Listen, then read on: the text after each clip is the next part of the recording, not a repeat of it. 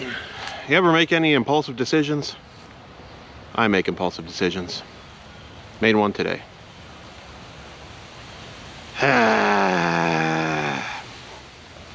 So in last week's video, I linked some pictures of a little vacation I took with my kids, and we went up to northern Michigan and went over to Mackinac Island and did a bunch of fun stuff.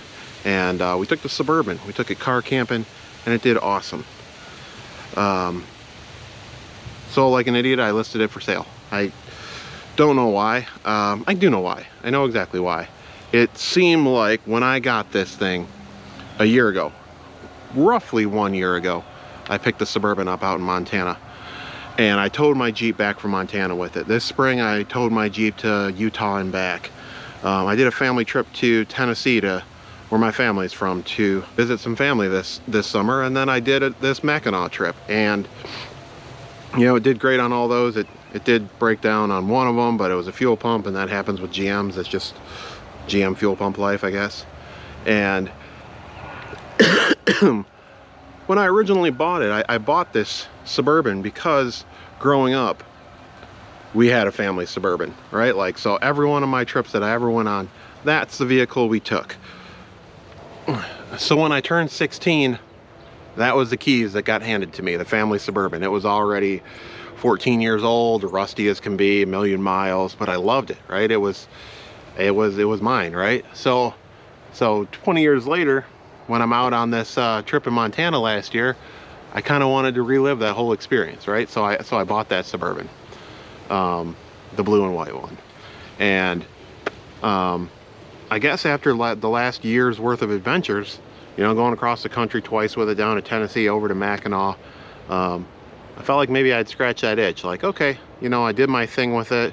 Market seems kind of hot right now and a little bit sketch, so maybe I should get out. So I listed it for sale on Marketplace, and you know, when I picked it up out in Montana, this is hard to sit here and whine about it because I'm in a good situation either way, but just hear me out. So when I purchased this thing out in Montana, I pay like $7,500 for it.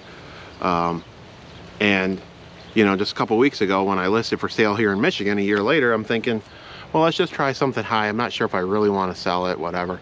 I put it up at 12 grand. Well, a local car dealership, classic car dealership, hits me up right away on Marketplace, and they're like, hey, we can totally get you the 12K for your Suburban. So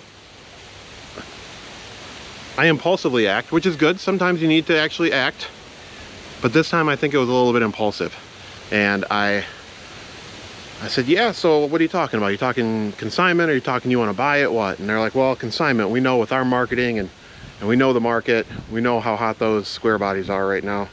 We think we can get 15, 16 for it, and we'll give you your 12K. We'll take anything more than 12K that we get. You'll be happy, we'll be happy. And I'm thinking, selling is a hassle. Anyone who's ever sold stuff knows it's a hassle. People come by, they kick tires, they lowball you, they point out everything that's wrong, as if, hey, there's super clean Suburbans in Michigan that are 30 years old. Oh, can you know, this doesn't look exactly perfect. Well, duh.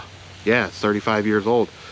If it was perfect, I'd be asking 50K for it, like Bear Jackson. I'm only asking 12 because it's a great driver with shiny paint. Show me that in Michigan. Anyways, that was a small little rant about selling stuff. So taking that into account, what a pain in the ass but it is to sell stuff, I go ahead and agree. On my off day, take it up there, put it in their showroom, sign some paperwork, sign a 90-day thing. They actually buy me an Uber to take me back home. And at the dinner table that night, I let my family know that that's what I had done. And my 8-year-old daughter, who I just went on this trip with, is like devastated. And I know, you know, it's an 8-year-old's emotions, but also, you know, she's my 8-year-old, right? Like, I'd do anything to try and make her happy, right? Like, you know, just dad stuff, you know? So that gets me thinking a little bit. And then I'm like, what have I done? Have I done this prematurely? You know, what's my plan afterwards? I can't get it back. I'm locked into a 90-day contract. She's all crying. I feel really bad. You know, did I do it for money? Did I do it? I did it for money. Yeah, I definitely did it for money. And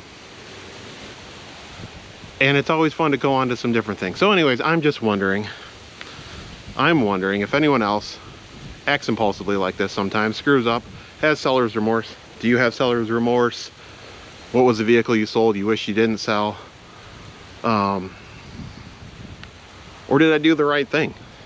Was making $4,500 on a vehicle, which I haven't made yet because they have to sell it, and we'll see how this all plays out. But it's like they say, and they move it, they're going to cut me a check for the $12K, which is a $4,500 profit to drive a classic vehicle for a year, which, laying it out that way, logically, that was great. That was fun. Try to apply logic to an 8-year-old's emotions, and, well, you won't get far. So, anyways, that's going to be it for this week's video, I think. Just want to hear your feedback on that. If you've messed up, if it's turned out well, whatever. Just shoot me a comment, let me know, I'll answer. I got nothing better to do. I'm not like I have a Suburban to work on. But I do have a Jeep to work on, so I'll get back to that. I'll get you another video out on that, working on steering right now. And just wanted to get something out to you. So if you like the video, like the video. If you would, please share, subscribe, whatever you want. And have a good day. See ya.